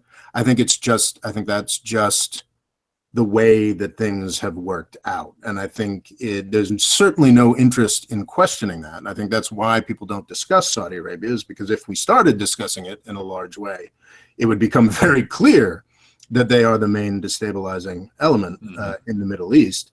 But that's one of the larger, and I don't think you were making the case that it was some sinister conspiracy, were you? Or no, I think conspiracies are for people who have checked out of the difficult truths of actual reality. Because that's the thing that's so frustrating, is like, I've spent a lot of time in Washington, D.C. I have good friends who work in Washington, D.C., in the State Department, number of places, and it's just, there's absolutely no analysis of this stuff beyond the surface level, even from people working in the intelligence communities. It's okay, these are the bad guys, these are the good guys, the Saudis, they're our allies. Okay, moving forward. It's just because there's no interest there. There's no incentive for the people working in these systems to actually solve the problems. They've got a certain set of approaches to the world and approaches to problems that they're interested in pushing forward. Actually ending the problem would be the end of job security. So it's not that they consciously avoid looking at Saudi Arabia, it's just that there's no interest. There's no reason to look at it. Yeah, I mean, the closest it would get to conspiracy is you'd have these people in all these think tanks and all these government positions whose livelihood basically depends on an ongoing conflict with radical Islamic fundamentalism or whatever it is. And when they finally, get a little bit of perspective and their consciousness almost rises to that level where it's like, oh man, maybe Saudi Arabia is the problem. Maybe we've been doing this wrong. It just, you kind of elide that, because that would be to bring down the entire establishment that you're a part of, right? It's that fucking Upton Sinclair quote. It's difficult to get a man to understand something when his salary depends on him not understanding it, right? Yes, exactly. That's a fantastic. Can you say that again? I think that's. It is difficult to get a man to understand something when his salary depends on his not understanding it. Yeah, Upton Sinclair. Yeah, absolutely, and that's something that I saw in Istanbul, and not just in intelligence circles, but in the broader humanitarian industry. It's Assad is a bad man. That's all that we really need to know here. And that's it's very hard to see something that will hurt your livelihood and that will hurt the interests of the organization for which you work. It's not a sinister conspiracy. It's just the way things are. You mentioned think tanks, and I think it's interesting. The think tanks in the U.S. are really sort of pay-for-play organizations, and the Gulf countries have a lot of money, and they're willing to fund a lot of research. And they're going to be a lot less willing to fund research if your institution, be it the Brookings Institution and in the left-wing marketing segmentation, or the Hoover Institution and the right-wing marketing segmentation, they're going to be a lot less interested in giving you money to fund studies if you start talking honestly about the influence of Saudi Arabia and other Gulf countries in the region. So it just doesn't happen. Yeah, so when you talk about the military-industrial complex, two things to realize about that are, one, it's bipartisan, and two, it includes think tanks. So Brookings and Hoover and all these other places would not be able to sustain as many fellows as they have talking about the Middle East or talking about international relations unless somebody was funding that. Mm-hmm. And that somebody might happen to be Saudi Arabia. Yep. Which I guarantee you, Brookings has guys that are way smarter than me, and not to insult you, Rob, but way smarter than you. And there's a very good reason that those people aren't talking about Saudi Arabia. It's incredible. There was this. I read a book, kind of as a hate read, by this guy named Charles Lister, and it was something about the Syrian jihad or something like that, and it was an extraordinarily, the granular, in-depth knowledge that this guy had of the Syrian conflict and whatnot was extraordinary. But there was also this equally extraordinary need to avoid certain subjects and certain topics. He was very interested in portraying certain elements of the Islamic Jihad in Syria, the parts that the U.S. government is interested in bombing. And it's a very useful book for tracing the origins and whatnot of ISIS and the jihadists formerly known as al-Nusra, the al-Qaeda linked elements. So he's great on the bits that we want to bomb, but he steps back to these platitudes and these very quick, broad strokes discussions of things that we're not interested in looking at. The idea is that, well, according to Lister and according to according to the U.S. government, well, the jihadist influence in Syria started when Assad led a whole bunch of jihadists out of the prisons, which is absolutely ridiculous and requires a complete ignoring of what politics were like, what the very deep roots of sort of a Sunni, a rigorously fundamentalist Sunni outlook were in Syria at the time. But they just go over that. So brilliant people, much smarter than either of us, who are completely limited in their ability to actually look at. Argue it extended journalism. Are you familiar with I think it's Ayaan Hirsi Ali. I am not. I'm not. I'm pretty sure I massacred that. She's a real darling on the right wing because she's a woman who's had a tremendously bruising experience. Broad strokes. I don't know this as well as I should. She was, I believe, an immigrant or refugee from Somalia, where she had a really bruising, a very bruising upbringing that was directly related to Islam. Then she became, I believe, a politician in the Netherlands and essentially had to leave the Netherlands for her safety because she took a very strongly anti-Islam line. And now she's been on Bill Maher. She's works for the Hoover Institution, which is sort of one of the very impressive institution, I think, linked to Stanford. That's very much military-industrial complex outfit. And it's interesting because I saw a talk with her recently, and when somebody brought it up, she was very eager to talk about the Saudi influence and how it was so very important in the expansion of this sort of Islam, this unfortunate Islamic ideology. But then I read a long profile of her in the Wall Street Journal, and it talked about how I really want to delve back into her work because I dismissed it about 10, 15 years ago when she was very strongly anti-Islamic in every sense. And it was why she's such a darling of Islamophobes everywhere. But my understanding is that she's mellowed significantly and has, I think, is probably exerting a more interesting influence on the idea. So I want to look into it more. But this article was fascinating because what came across in her talks in the interview wasn't there. I have a pretty quick way of a discussion of radical Islamism at this point. Before I get more than a few paragraphs in, I'll do a Control F. I'll do a search on the document, and if it doesn't mention Saudi Arabia, then it's not worth paying attention to. That article did not mention Saudi Arabia, and I got to wonder if the writer of this profile initially did include a paragraph or two on Saudi Arabia, and it didn't make its way past the editor or the publisher. So it's not just the think tanks. I think it's journalism as well, which likes simple narratives. I mean, it wants to describe what's going on, and then it'll plug it into a narrative it likes. Like radical Islam is this crazy amorphous thing that we couldn't possibly see where it came from, or Assad is a very bad man, and that's all you need to know about the war in Syria. Yeah. And so I think we're probably, I don't know about Rob, but I think we're probably going to start thinking about wrapping up. But before we do that, I want to point something out, which is that, and Robert, tell me if I'm misrepresenting you, but you're conservative, principled conservative, not any way related to or in favor of the Republican Party of the United States. Not at this point.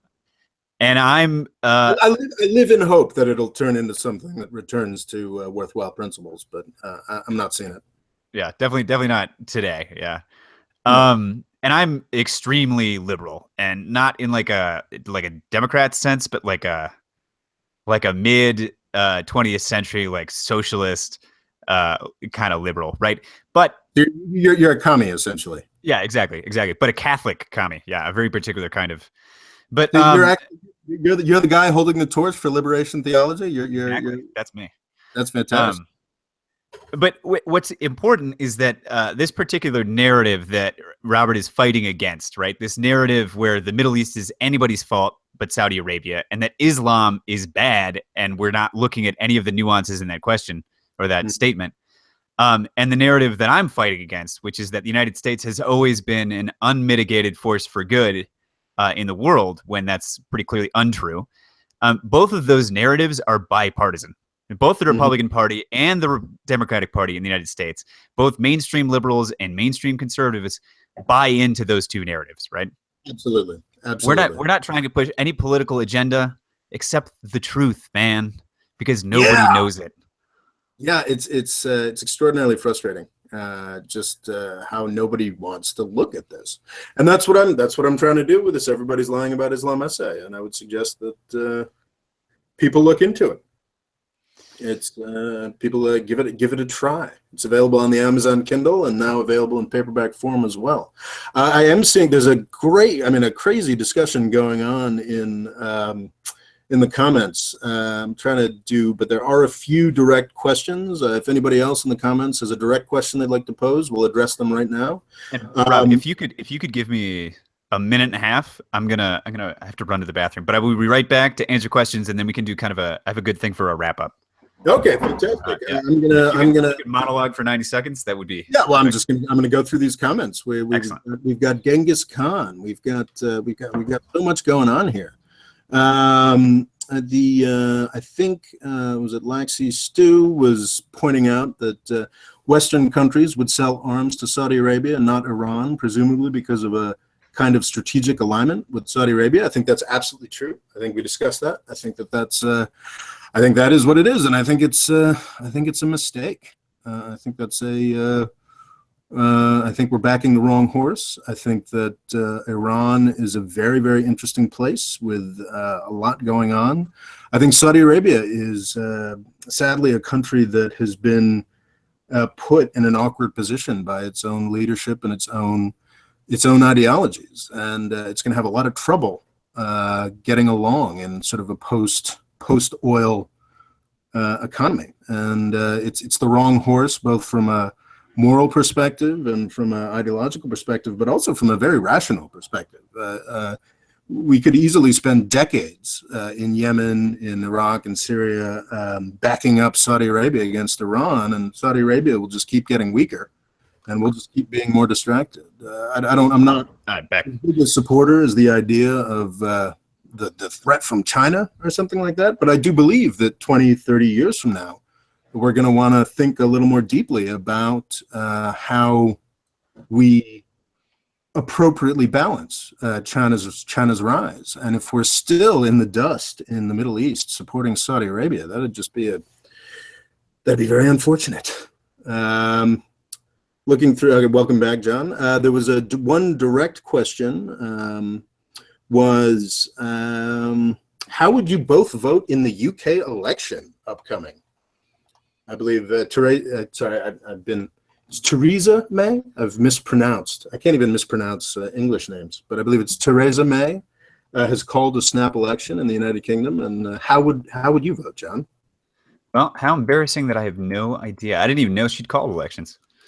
Yep. And hold on, I looked this up. Who are we looking at? I think the expectation is that she's going to win big because the Labour Party. I mean, I'm going to assume that you'd probably be a Labour Party voter because it's Jeremy Corbyn, right? It's like the bicycle riding hippie. That's I'd be a Corbyn guy for sure. Yeah, that's your. I would be. My understanding, and I could be wrong here. I'm not as up on this as I should be. Is that the Lib Dem party, a sort of perpetual, also ran. Maybe it was powerful 100 years ago or what have you, and was in a coalition government, I believe, with Cameron initially, but then got booted out. I believe the Lib Dem party is making a big push to, I think, to explicitly pro-EU in this election. And yeah, I'm Lib Dem all the way. I definitely, if Brexit is going to happen, I want it to be soft and I want it to be easy, and I think it's important for the survival of the European Union that Brexit be handled as pleasantly and easily as possible. But if there's any way to keep it from happening at all, which I think is what a Lib Dem victory would lead to, then yes, I would support Lib Dems. So that would be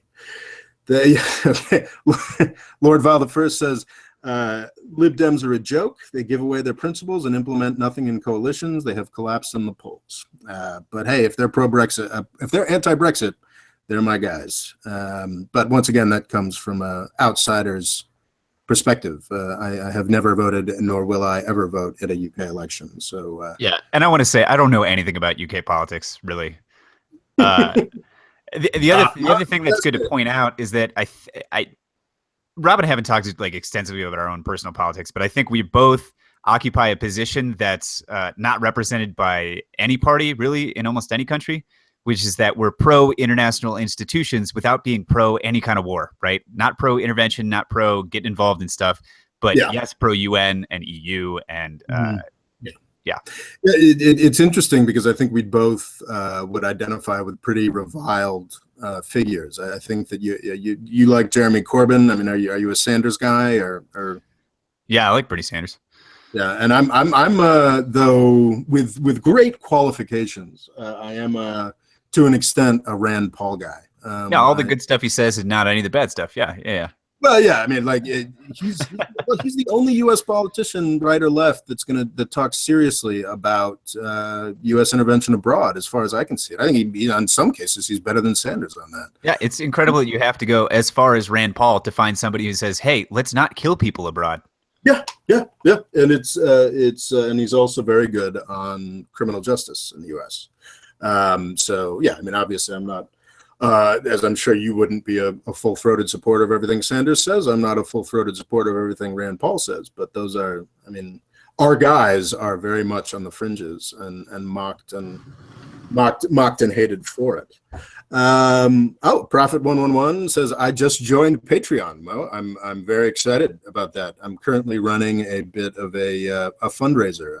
I have been doing this for 3 years, and I have exhausted my savings and the patience of my friends and family. So I'm asking people to sign up for my Patreon crowdfunding page, which is a sort of an ongoing Kickstarter that allows people to chip in $1 or $2 for each video that I produce. Only some of the videos. I won't be charging for this one because it's very easy to produce, but I typically put 15 to 20 hours into each of my videos, the more produced ones, and don't get a lot of reward for that. So with Patreon, I'm hoping to get people to chip in and support. And Prophet 111 has apparently just joined, and I'm very grateful to him for that, him or her for that. By the way, something I haven't said one time in this, which is how you know I'm bad at promoting my own site. My podcast is called Safe for Democracy, and you can find it at safefordemocracy.com. Yeah, so all the guys who are listening who love Rob, yeah, check it out. It's pretty cool. I would recommend that highly. I've made it through a couple episodes at this point, and they're all pretty fantastic. Well, I'm sure that were John and I to discuss U.S. domestic politics, we'd probably get into a knife fight. On foreign policy, I've yet to see something that we disagree on. So I would highly recommend checking out the Safe for Democracy podcast. It's very, very well done. And just to the point of sort of Patreon and independent media more generally, I believe it is vital at this point that people like John and I can make a living doing this. It's because the sort of general discussion and general official discussion in journalism, academia, think tanks, certainly politics, is just so lacking on basic facts. A lot of people much smarter than us who might have gone to better schools or know more about the granular details are just pushing forward ideologies and approaches that make no sense. And I think it's very important that people from the left, like John, and the I don't know, globalist right, like myself, are able to make a living and eat. I think the official term is cucks now. I think. Oh, yes, sorry, cucks. Yes, yeah. I'm a proud cuck, and and John just wants to turn everything into Venezuela. Is what it is. 60s Cuba. Let's not go too far. Not in the same way that not every right winger is on your side. Not every crazy ass socialist is really barking up the right tree. Before were you about to wrap up, or did you? Well, I was going to ask you if you can tell how long we've been on air, because it's like an hour and a half or more, right? There is so much about today that I was not fully prepared for, and I did not even think to start a timer. So no, I know that we're somewhere between an hour and a half and 2 hours. Yeah. But anyway, so my feeling as far as a wrap up question was, somebody asked a little while ago. I can't tell who, but somebody asked a little while ago, what would be our ideal resolution to the Syrian conflict? Yeah, so that's exactly I think that's. Was it Lord Vile or was it somebody? Anyway, yeah. But so I think that's a good question. I think it's a little bit Well, it's outside of my wheelhouse. You've done a ton of stuff on Syria. I have not. Mhm. I know that when I was in my last year of college, I dated a Lebanese girl, and we talked pseudo seriously about trying to set up an American brigade, the way that the Abraham Lincoln Brigade went to fight in the Spanish Civil War. Yeah. But I think what a good question to wrap Oh, up would be is there are people doing that, by the way. Piss Pig Granddad on Twitter, who I think is a very, very doctrinaire awesome. Marxist, has been fighting with the Kurds and tweeting about it. It's a very interesting thing, and he's just some guy from, I don't know, the Midwest or somewhere, and he's like, yeah, and he takes a very interesting approach to it. I don't know if he's still there, but I remember. So yeah, I mean, people are doing that sort of Lincoln Brigade approach. Yeah. But so I think a good question, just because I couldn't speak well enough to what's going on in Syria, would be, so how do you want to solve the Saudi Arabian problem? What should we do? Not in terms of like what can we do necessarily, but like what should we do? So I have identified this problem, and I think actually it's a problem that to a degree is solving itself. I think there isn't direct action required. I don't even think we need to change our formally positive approach to Saudi Arabia. Sure, they're an ally, let them keep being an ally. What we do need to do is stop doing a number of things. We need to stop supporting their interaction in Yemen. That would be the first thing. The conflict in Yemen is pretty horrific. It's another example of a sort of fake fight against Iranian influence. We're now building Iranian influence in Yemen. The Houthis, who are a different flavor of Shia from the Iranian regime, have been fighting against Saudi Arabia. Or rather, the Houthis started doing very well, and then Saudi Arabia intervened a couple of years back and is in the process of just destroying the country. Thousands of people dead. I think millions of people in danger of starvation now this year because of the destruction of the country wrought by the Saudis. And supposedly, this was to tamp down on the Houthi-Iranian connection, which didn't really exist before the Saudis started bombing. Yeah. And again, nobody in the United States knows this is going on, but the people in Yemen are very much aware where those planes and tanks and bombs and bullets came from, right? They know the Saudis are shooting them, and they know that we gave them to them. Exactly. And it's not just the fact that we've sold them all these weapons. There's also very deep intelligence support. I'm pretty sure I have a lot of followers, and I too am impressed by Secretary of Defense Jim Mattis. He's at least an adult, which is more than can be said from most of the Trump administration. But he has a tremendous mat-on for Iran. He really does not like Iran for some understandable reasons. But he, I think, is a big supporter of more involvement in Iran more involvement in Yemen on the Saudi side. There was a special forces attack that didn't go so well a month or so back. It seems like the Trump administration wants to step up our involvement in Yemen, which is just insane. I think that should stop now. I think we should stop selling so many arms to Saudi Arabia. That's pretty much an impossible thing to ask for. Most importantly, I think it's just that we start looking at these issues more honestly. We have the power to shut down this funding, this worldwide funding from Saudis to organizations, but we don't.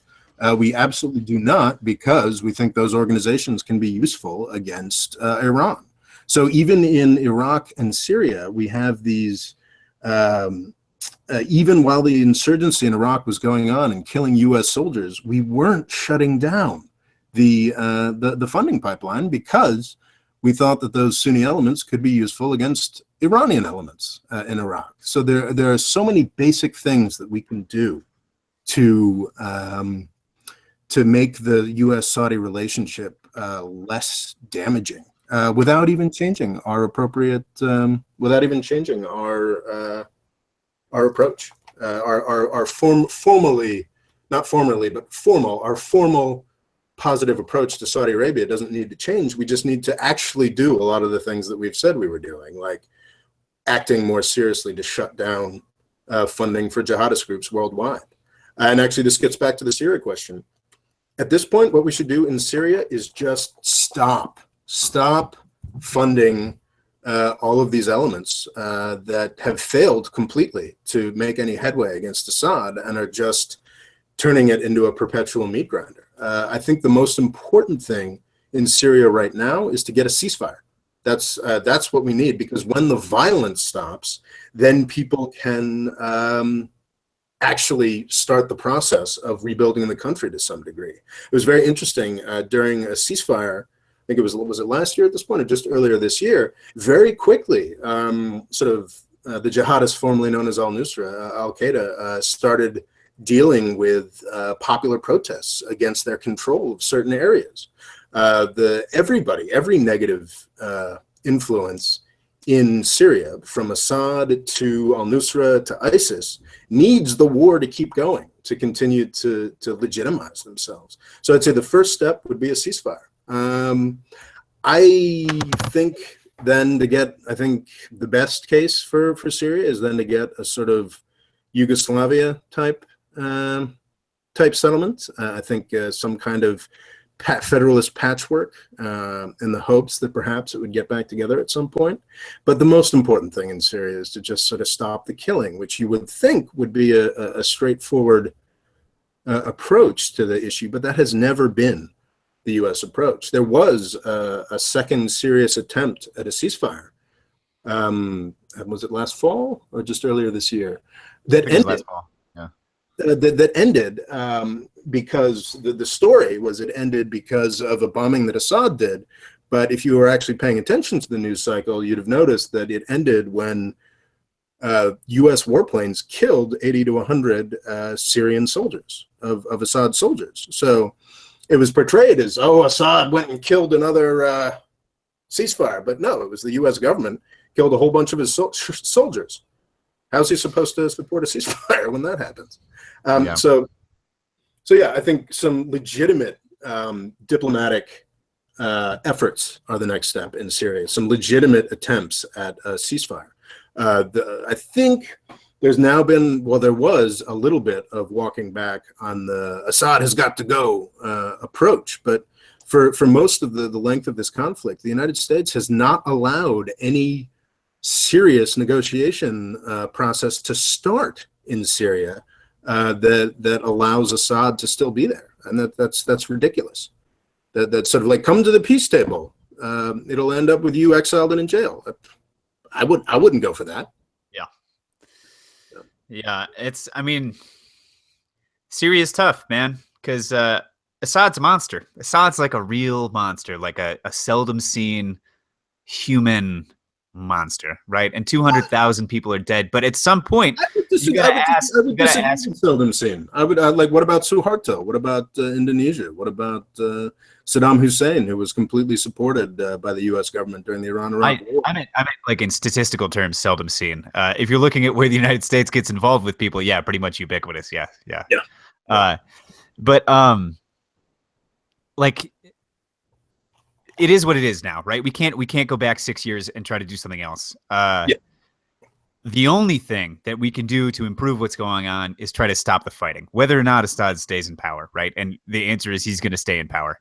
And what we have to realize, especially liberals in kind of the Clinton interventionist vein, is like, yeah, he's bad, man, but it's not about the way we feel about the conflict, right?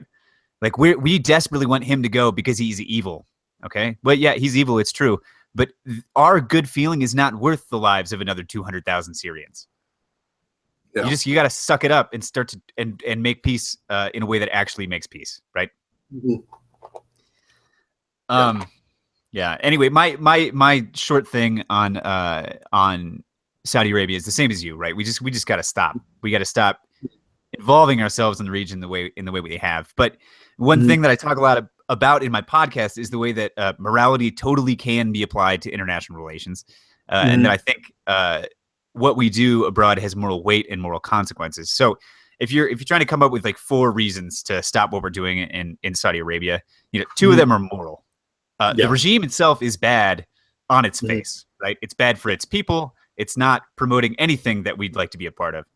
And then two, it's bad for world Islam. It's poisoning a religion that has 1.5 billion people in it. Well, upwards of 1.5 billion people in it. But if you wanted to do this the realpolitik way, right, the realist way, it's that it's bad for the United States. They're funding all these people that end up attacking us. Yeah. Maybe the most cynical of all, we get out of Saudi Arabia because every time we've supported a monarch against its own people, the eventual regime, when that monarchy inevitably collapses, ends up becoming an enemy of the United States. Why does Iran hate us? Well, because we funded and supported a brutal monarch who destroyed the Iranian people for 30 years. So if we don't get out of Saudi Arabia now for good moral reasons, we should get out because it's going to bite us in the ass.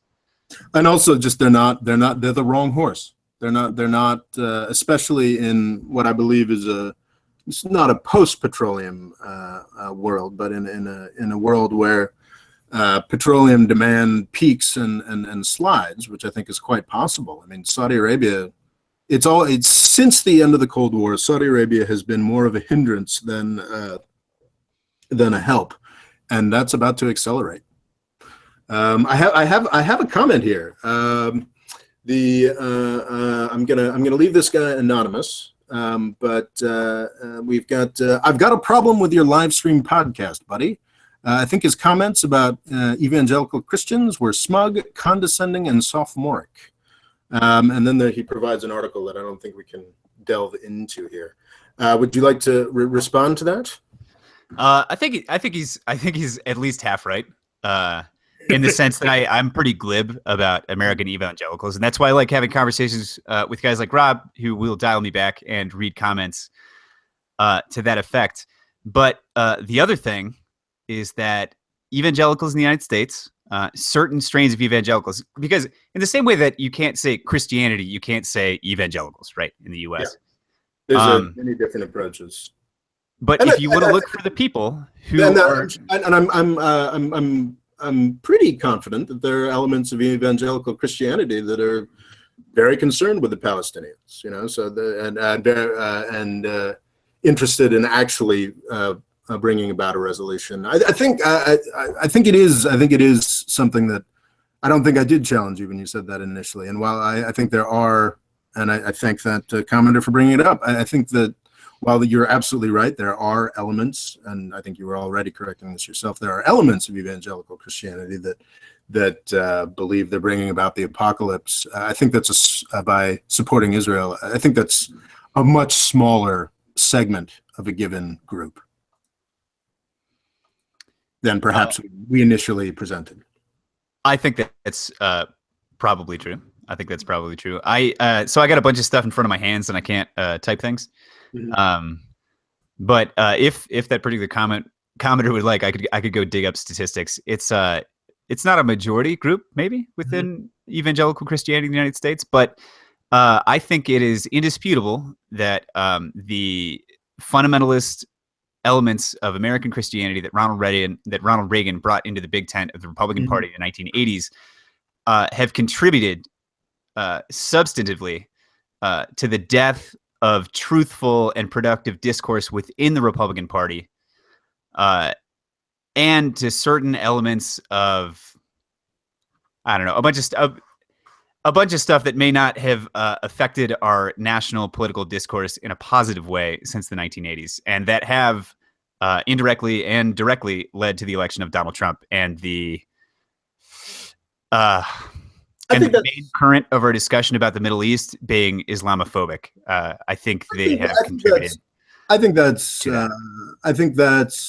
fair to a degree, but the thing about sort of the evangelical influence in Christianity, in Republican politics and whatnot, that was definitely one of the main motivating reasons, even when I considered myself very conservative, or more, I still consider myself very conservative, but even when I considered myself a more doctrinaire conservative. That was one of the reasons I would never call myself a Republican, because I found that evangelical influence was troubling and not something I was willing to sign up for. I mean, I was always the fiscally conservative, not so much into Jesus type of conservative. But what's interesting about the evangelical influence now is just how thoroughly it's sort of clowned itself. The idea that you'd have Donald Trump. I mean, I'd think that if Jerry Falwell had any actual principles, he'd be spinning in his grave to hear that Donald Trump was giving commencement speeches at Liberty University. That I think that the sort of Christian coalition's influence on modern republicanism is pretty dead if you've got Donald Trump in the White House and leading your party. Despite, I mean, God, I haven't gone through any of the clips recently, but yeah, Trump holding up a Bible. I'm like, yeah, I like this. This is awesome. Yeah, I mean, when I get pretty incensed about maybe the Christian right or the Republican establishment version of evangelical Christianity, it's not an anti-religious thing, right? Like I said, I'm like a liberation theology Catholic, right? So I'm pretty invested in the idea of religion as a thing with power to say positive stuff and to make positive change in the world. And the thing that really bothers me about maybe American evangelicals, or, well, I mean, you could say that because statistically it's true, is they voted for Trump, right? They voted for Donald Trump. They voted against what they purport to be, right? There are zero interpretations of the Christian religion to which Donald Trump conforms, right? Yeah. There's none. And statistically, they went for Trump. So maybe I'm being statistically, that is the truth. I think the response there would be not something that I would believe in, but I think that the response would be that, well, he was better than Hillary Clinton or something. Yeah. Well, all right. Well, we kind of got the weeds there. Your commenter's right, though. I was being glib. I was definitely being glib. All right. I think, I don't think I've got anything. So that was, I don't think I've got anything else on the, quick on the live chat. Anybody there? You got any last second questions? Chime in now. Something I did see was, I can't find any of this stuff after I want to find it, right? Yeah. But somebody asked, are you going to do when will you do another one of these? Happy to do it. It's not hard to do. I definitely want to incorporate more live programming. If John is interested, I'll do more conversations with him, and I'll do more conversations with other people. I've already got some in the planning stages. So yeah, that's a priority. Yeah, and me and Rob had already talked about. He's got his own podcast, which he can talk about in a second, that we had discussed doing together. And then I've also been playing around with the idea of my own podcasts of having a guest listen to the show and then doing kind of a discussion episode about the episode, because they'll have questions that would come up for an average, or for a listener. And especially now that I'm doing Iran, Rob would be a perfect interlocutor for that kind of thing, because he knows so much about the other stuff that was going on in the Middle East at the time. Well, thank you. That's very kind to say. The response approach is great. For my Everybody's Lying About Islam series, which I hope you all have watched, I sat down with the folks I was crashing with at the time, Travis and Ray, and just sort of teased out. That's a very good episode. Yeah, and I think that was very, I sort of thought it was just sort of a throwaway thing, but I think it's been very useful. I think that it allowed me to make my points better and address questions. So yeah, it's a great format. We should definitely do more of that. Lord Val the First says, can you please set up a Mo Freedom Foundation subreddit? Making a community may help with growth. And I'm definitely down with that, Lord Val the First, if you'd like to.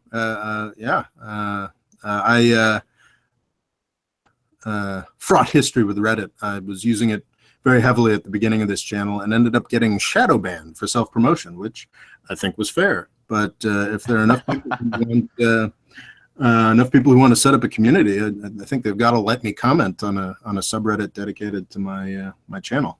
So yeah, Lord Vile the First, please do set up a More Freedom Foundation subreddit. I'd be happy to participate if Reddit lets me. You could be Lord Vile, the first admin of More Freedom Foundation. Exactly. I don't know what the roots of Lord Vile the First are, but that's a fantastic handle there. Or is that Lord Vilist? No, that would be one before the E. Okay, yeah. I think it's Lord Vile the First. Oh, Lord Vile the First. I'm sorry. Excuse me, Lord Vile. Oh, kick ass. He's going to do it. Very awesome, cool. Lord Vile the First. You're the best. Big fan. Skullduggery Pleasant reference. Is that? I do not know what that is. Nor I. But hope it's not something I should be worried about. But, right. but thank you, Lord Vile the First. That is freaking awesome. I think this conversation has been great. Have you got any final words? No, just that I hope we can do this again. I hope that everybody who's listening to this or who ends up listening to it can check out my podcast, because I think it'll be the start of many a good conversation between Rob and I, and hopefully many a good conversation on /r/More Freedom Foundation. Yes, indeed. And you got to give them the website, John. SafeForDemocracy.com. SafeForDemocracy.com. Eventually, I'll get on top of my own self-promotion. Yeah, it's been a long process for me, and I'm clearly not quite there yet. I'm Rob Morris. I produce videos every Tuesday at the Mo Freedom Foundation on YouTube, and sometimes much more. My website is www.morefreedomfoundation.com. For most of this podcast, we've been discussing a new essay I've published, available on Amazon in ebook and paperback form, called Everybody's Lying About Islam. I'd suggest you check it out. Also, I'm currently on a push on Patreon, which is sort of a crowdfunding thing. You can find links at my YouTube channel and on my website. The problem is I've been doing this for about 3 years, and I'm living on people's couches. So I'd like to get my funding for each video up to $250 a video. This would put me at about US minimum wage and would allow me to keep producing independent media content like this. I've been tremendously grateful for the support that I've gotten in the past 48 hours since I started this, but there's still a long way to go. 59 days from now, if I haven't hit that goal, I'm probably going to have to start looking at other opportunities. But it's going really well so far. We've made it a third of the way there in the first 48 hours. So I'd be delighted for more support. And thank you so much for participating in this, to the commenters. And thank you, John. This has been a great conversation. Yeah, thanks for having me on, Rob. All right, I think we'll end it there. If I can figure out how.